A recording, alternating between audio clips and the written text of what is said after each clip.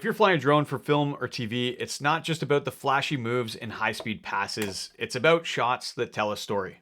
They serve a scene, and they get used in the final cut. Now, I just wrapped a shoot as a drone operator on a Crave TV series that's currently in production, and I wanted to break down 5 shots that actually make it into the director's selects. These aren't YouTube bangers or Instagram tricks. They're slow, intentional, and purposeful. And here's the biggest thing. Hold your shots. Give the editor something they can work with. Let the frame, just let it breathe. You also have to let the audience process it. That's what makes a drone shot cinematic and not just another cool YouTube shot. So let's get into it. First up, the static tripod shot. Yeah, nothing fancy here. No movement, just a wide, locked off frame that establishes the scene. This is the meat and potatoes of drone cinematography, especially for TV. Production teams love these for transitions, pacing, or just showing geography. You're not showing off here. You're just showing where the story is about to happen.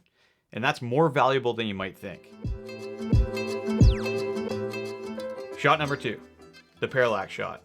Another staple in drone cinematography, and this is just where you orbit your subject slowly. The key word here is slow. Fast orbits, they're gimmicky. But a slow, steady parallax gives the audience time to study the scene, anticipate what's coming, and feel grounded in the space that we're bringing them into. It's a great transitional shot into a location, and directors will often use it to lead into dialogue or scene coverage. Shot number 3. We always think to put the drone up high in the air, but let's use it as a slider. This one's underrated. Flying at about 4 to 6 feet off the ground, no higher, and sliding sideways or forward to reveal something. You're giving the director context. Maybe you're revealing a car in the driveway or a character stepping into frame from behind a wall or a tree. This one's gold because it looks like a dolly shot, but you can do it without a track, grip, or setup. It's fast, and it still looks cinematic. This 4th drone shot is a variation on the reveal, but this time it's vertical. Start low, like just above the ground, and then climb over a tree line, a hill, or maybe a building to reveal what's behind it. This move works great when you're transitioning into a new location or maybe just building intrigue. It tells the viewer something is happening back here without showing it all at once. And again, just keep it slow. Let that curiosity build.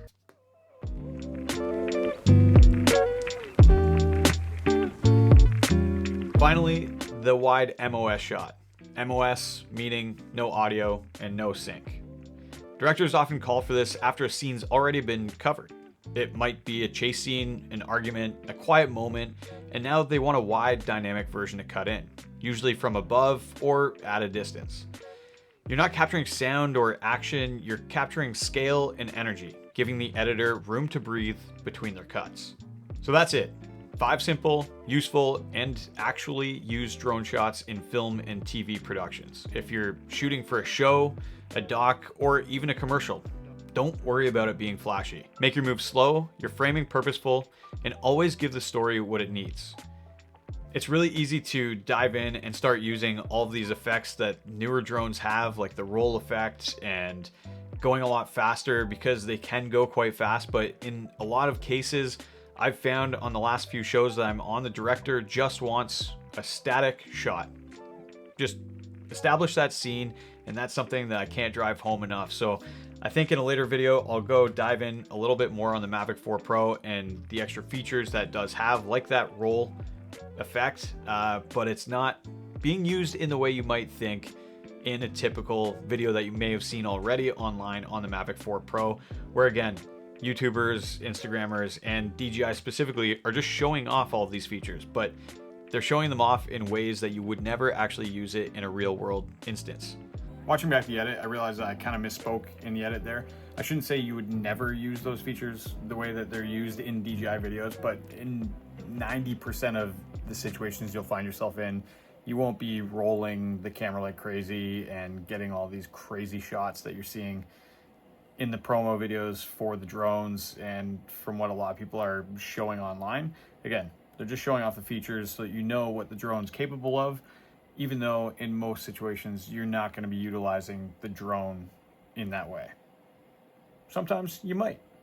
If you found this video helpful, hopefully I kept it short enough today. Hit the like button.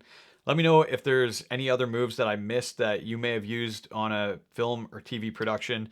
Like I said, I've shot for TV for the last 5 years, having worked with the BBC, Crave, as well as some other Canadian broadcasters that most people probably wouldn't have heard of. But the drone just really elevates what might be a small budget production into something that looks a lot more premium. And I think they do a really good job of it. So, like I said, hit the like button. Really helps out. And we'll see you in the next video.